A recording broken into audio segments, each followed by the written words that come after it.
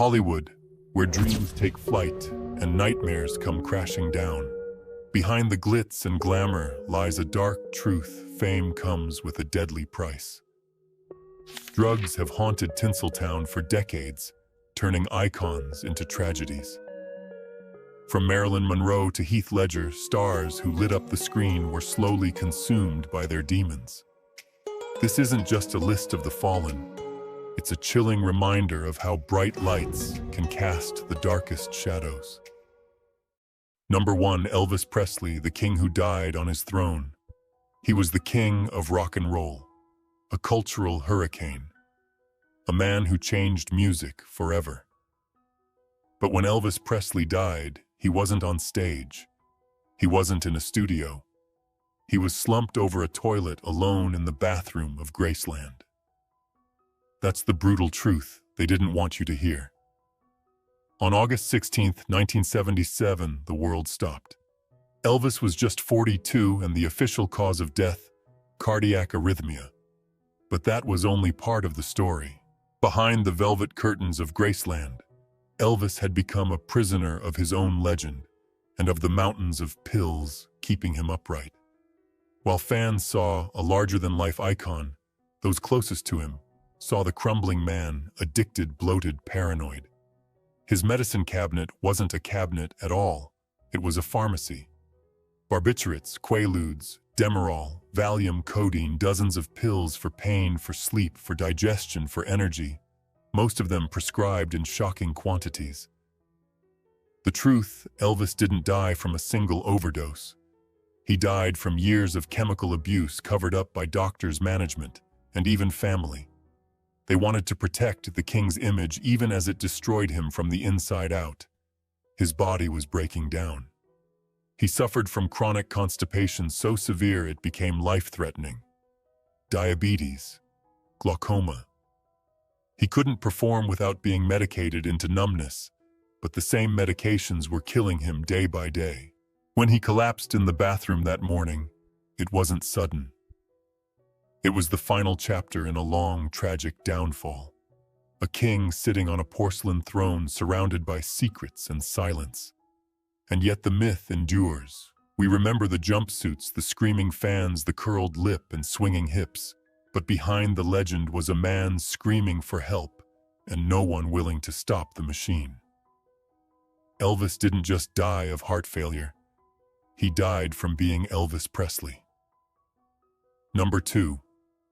Corey Monteith, the star who couldn't sing away the pain.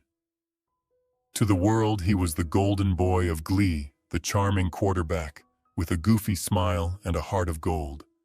But behind that innocent, lovable Finn Hudson was a young man quietly drowning. Corey Monteith's battle with addiction didn't begin in Hollywood. It started in childhood. By 13, he was drinking. By 16, he was using hard drugs. By 19, he dropped out of school and entered rehab for the first time. But fame has a cruel way of putting a glossy filter over deep wounds. And when Glee launched him to global stardom, the world saw the star, not the struggle. He tried to stay clean. He spoke openly about his past. He checked into rehab again in 2013, supported by his girlfriend and co-star Lea Michele. It looked like a turning point. But addiction doesn't play fair. Just weeks after finishing treatment, Corey flew to Vancouver, the city where his demons had always felt closest. On July 13, 2013, he was found dead in his hotel room. The autopsy revealed a toxic mix of heroin and alcohol. He was 31. The tragedy hit like a gut punch. Fans were stunned. The Glee cast was shattered. Lea was devastated. How could someone so loved, so talented, so good, be gone just like that? The cruel twist: Corey's body may have betrayed him. Experts believe that after a period of sobriety, a person's tolerance drops. When Corey used again, his body couldn't handle the same amount, and it killed him. But more than that, it was misunderstanding that killed him. Corey didn't look like an addict. He didn't fit the stereotype. He was successful, sweet, clean cut. And that's the dangerous lie we keep telling ourselves, that addiction has a face. It doesn't. It hides behind smiles inside hotel rooms beneath polished red carpets. Corey Monteith didn't die because he was reckless. He died because he was hurting, and because no one teaches you how to survive when your past keeps following you, even under the spotlight. Number 3, John Belushi, the comedic supernova that burned too bright. He was wild. He was electric. He was unstoppable until he wasn't. John Belushi wasn't just funny. He was a force. A walking explosion of energy, sweat, and chaos that left audiences gasping for breath between laughs. From Saturday Night Live to the Blues Brothers, Belushi didn't just entertain, he devoured every stage he touched. But behind the madness was a man unraveling. At the height of his fame, cocaine flowed like champagne.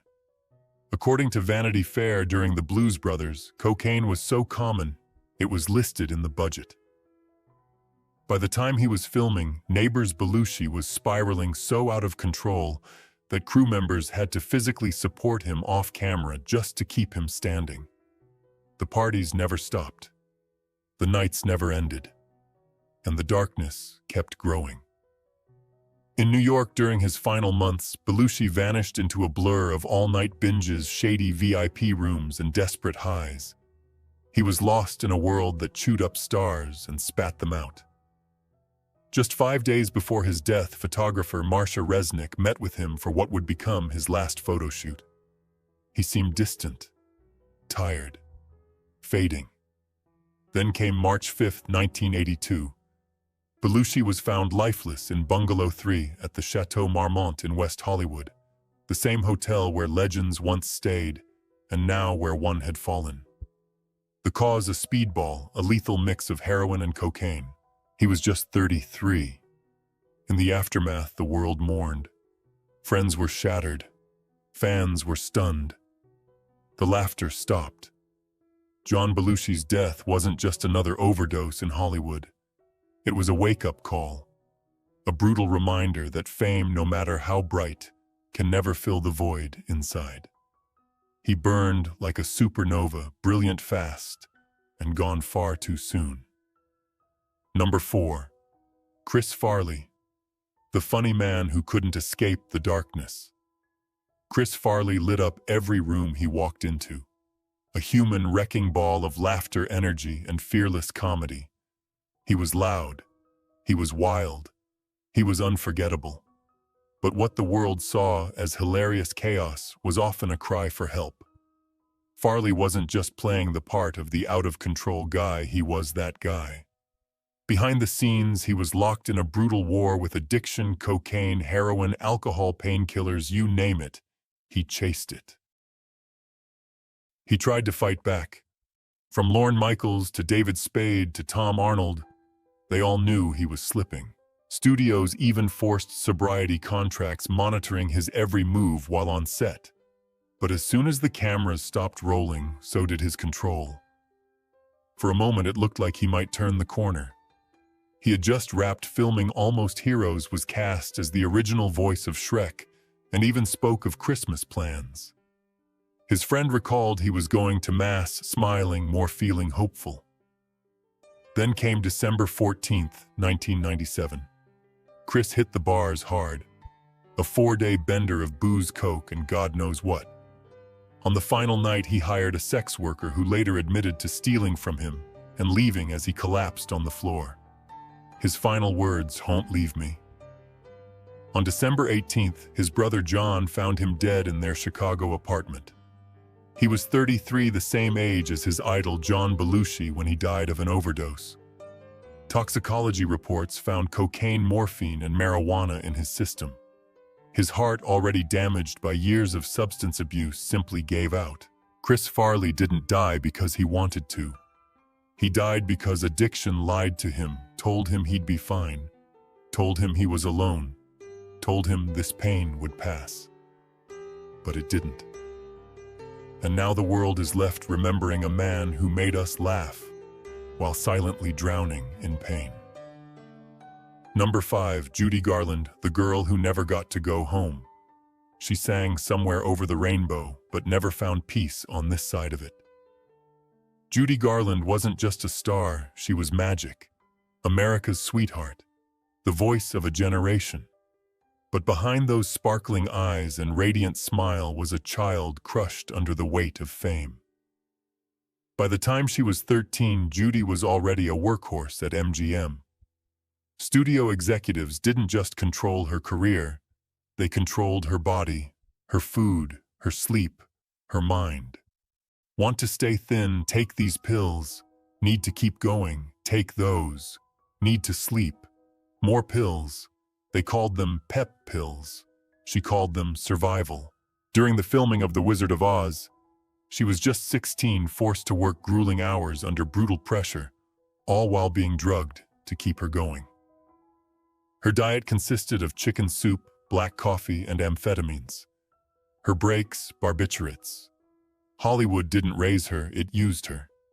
She grew up, but the addiction grew with her. The pills didn't stop. Neither did the expectations. Judy became a mother, a wife, a divorced wife, and always a performer. She struggled with mental health, chronic exhaustion, and a haunting sense of never being enough. Her once bright career dimmed as her personal chaos spilled into the spotlight, tardiness, breakdowns, hospital stays. But she kept singing. By the late 1960s, she was barely holding on, performing in small clubs, underpaid, over-medicated, and completely drained.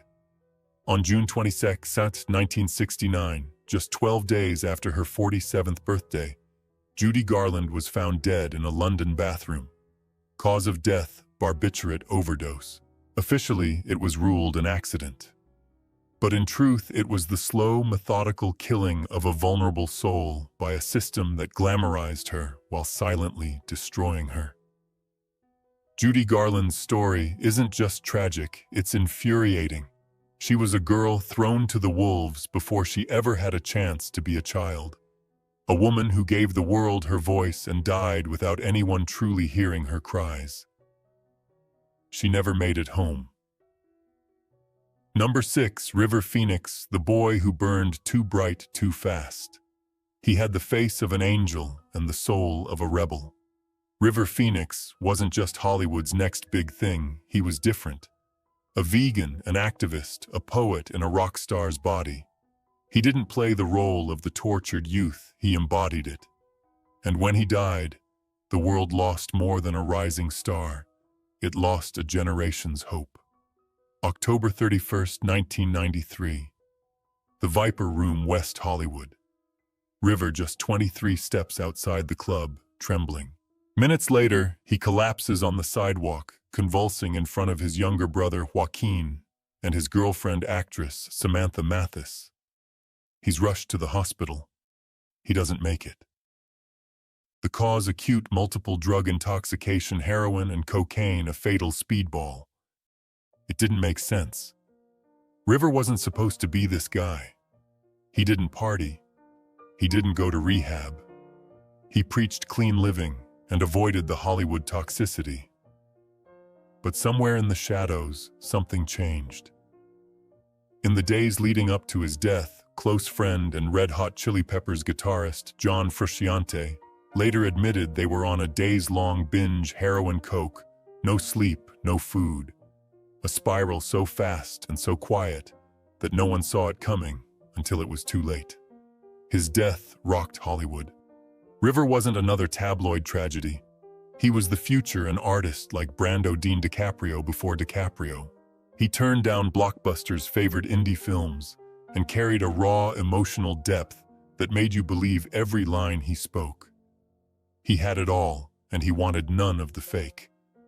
But like so many before him, the pressure, the expectation, the weight of being different became too much. He died outside a club owned by Johnny Depp. He died in front of the people who loved him most.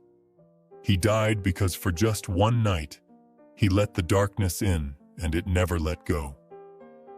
River Phoenix's death wasn't about drugs. It was about vulnerability, about a young man who didn't belong in the machine trying to survive it anyway. He didn't fade. He flashed brilliant and brief and left behind a light that still haunts the world he left too soon. Number 7. Heath Ledger, the Joker who couldn't laugh anymore. He gave us one of the greatest performances in cinema history, and it destroyed him. Heath Ledger didn't just play the Joker. He became him. Twisted, brilliant, unhinged. A role so dark, so consuming, it blurred the line between art and reality. But even before The Dark Knight, Heath was already fighting demons the public couldn't see. Fame had come fast. 10. Things I Hate About You, A Knight's Tale, Brokeback Mountain. But with the praise came pressure, anxiety, insomnia, a mind that wouldn't shut off a body that couldn't rest. He once said he was lucky to get 2 hours of sleep a night. To cope, he turned to pills, painkillers, sleeping meds, anti-anxiety drugs, a cocktail of silence for a storm that never stopped. In 2007, his relationship with Michelle Williams, the mother of his daughter Matilda, ended. Friends say he was devastated, withdrawn, obsessed with his craft but slipping further from reality. On January 22, 2008, Heath was found unconscious in his New York apartment by his housekeeper and a massage therapist. Paramedics arrived, but it was too late. Heath Ledger was dead at 28. The toxicology report revealed 6 prescription drugs in his system, including oxycodone, hydrocodone, diazepam, temazepam, and doxylamine. All legal, all lethal when combined. Official cause: accidental overdose. But was it really an accident, or just the inevitable collapse of a man crushed under the weight of genius? His posthumous Oscar for The Dark Knight felt like both a triumph and a funeral. We applauded the performance while ignoring the pain that created it. Heath didn't die chasing a high. He died trying to rest, trying to escape a mind that was too fast, too deep, too loud. His friends said he was sick, tired, haunted, and yet he gave everything until there was nothing left. We remember the makeup, the laughter, the chaos of the Joker. But the real tragedy is that when the cameras stopped rolling, no one was there to tell Heath Ledger he could stop acting. Number 8. Marilyn Monroe, the goddess who died alone. She was the ultimate American icon. The blonde bombshell, the breathy voice, the smile that could stop time. But behind the red lips and white dress, Marilyn Monroe was quietly falling apart. She wasn't just a sex symbol. She was a woman in pain. Born Norma Jean, abandoned by her father and raised in foster homes, Marilyn spent her entire life searching for love, stability, and peace. Hollywood gave her fame but never safety, and when the world saw a fantasy, Marilyn lived a nightmare. Her days were filled with cameras and chaos. Her nights, loneliness, insomnia, and pills, barbiturates to sleep, amphetamines to wake up, alcohol to quiet the noise, a daily chemical balancing act, and one that was always teetering. By the 1960s, her image was unstoppable, but her personal life was crumbling. Failed marriages, public scrutiny, mental health spiraling. She was reportedly fired from her last film for being unreliable, but no one asked why she couldn't function. She didn't want to die. She just wanted the pain to stop. On August 5, 1962, Marilyn was found lifeless in her Los Angeles home. She was 36. But theories ran wild. Was it accidental? Was it political? Was it preventable? What we do know is this: Marilyn Monroe didn't overdose because she was weak. She overdosed because she was exhausted from pretending, performing, and carrying the unbearable weight of being Marilyn Monroe. She once said, "Fame doesn't fulfill you. It warms you a bit, but that warmth is temporary." And when it faded, she was left in the cold. Her death joined a tragic club: Judy Garland, Margaret Sullivan, women broken by fame and dulled by drugs. Marilyn didn't die from glamour. She died from a world that loved her image but never loved her. Number 9. Philip Seymour Hoffman, the genius who couldn't escape himself. He was one of the greatest actors of his generation, a master of nuance, depth, and darkness. Philip Seymour Hoffman didn't just play broken men, he understood them. Because behind every Oscar, every standing ovation, was a man quietly battling a monster he couldn't outrun. From Capote to the master, Hoffman vanished into every role. He could make you laugh, ache, recoil, and weep, often in the same scene. But off-camera, he fought a very different war: addiction. Hoffman first struggled with substance abuse in his early 20s, eventually getting clean and staying sober for over 20 years. Then came the relapse. In 2012, after decades of sobriety, he started drinking again, and then heroin. By 2014, it had taken over. Friends saw the change. He looked tired, lost, fading. On February 2nd, 2014, Philip was found dead in his New York apartment, a syringe still in his arm. The scene was horrifying. 50 bags of heroin, used and unused needles, prescription bottles, and a burned spoon. The toxicology report confirmed a lethal mix of heroin, cocaine, amphetamines, and benzodiazepines. He was 46. To the public, the news was unthinkable. Not Hoffman. Not the brilliant, thoughtful, private artist. Not the man who once said, "If I don't stop, I'm going to die." But addiction doesn't care how smart you are, or how loved, or how talented. It doesn't care if you've won an Oscar, or if you're a father of 3. It just wants more. Hoffman knew the risks. He tried to get help. He even had medication in his apartment to manage his addiction, but it wasn't enough. What killed Hoffman wasn't just the drugs. It was silence. Shame. The idea that admitting relapse meant failure. But relapse is part of recovery, and the more we ignore that, the more we lose the ones we can't replace. Philip Seymour Hoffman gave everything to his craft. But in the end, no one could play the part of saving him, not even himself. Number 10. Anna Nicole Smith, the bombshell who broke under the spotlight. She was blonde, bold, and built like a fantasy. Anna Nicole Smith didn't just turn heads, she stopped time. A Playboy playmate turned reality TV queen, she lived loud, laughed louder, and became a walking headline. But fame for her was never glamorous. It was a ticking time bomb. In the 90s, she became a tabloid sensation, not just for her curves, but for her scandalous marriage to 89-year-old oil tycoon J. Howard Marshall. After his death, a bitter legal battle over his fortune made her a national punchline. But behind the headlines was a woman quietly unraveling. The truth, Anna was already deep in a love affair with prescription pills. It began in her early 20s after cosmetic surgery. According to friends, she quickly became hooked on painkillers like Vicodin, Lortabs, and muscle relaxers. Add Valium and Xanax to the mix, and she was riding a chemical roller coaster, trying to numb pain the world couldn't see.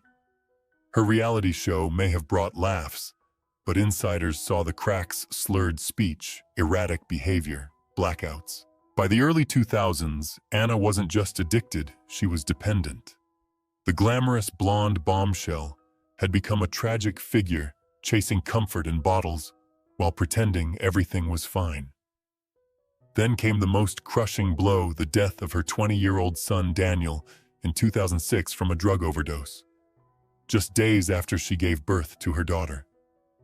Anna was never the same. Less than 5 months later, on February 8, 2007, she was found unresponsive in a Florida hotel room. Despite desperate attempts to revive her, she was pronounced dead that afternoon. Cause of death: accidental overdose from a deadly cocktail of sleeping pills, anti-anxiety meds, and painkillers.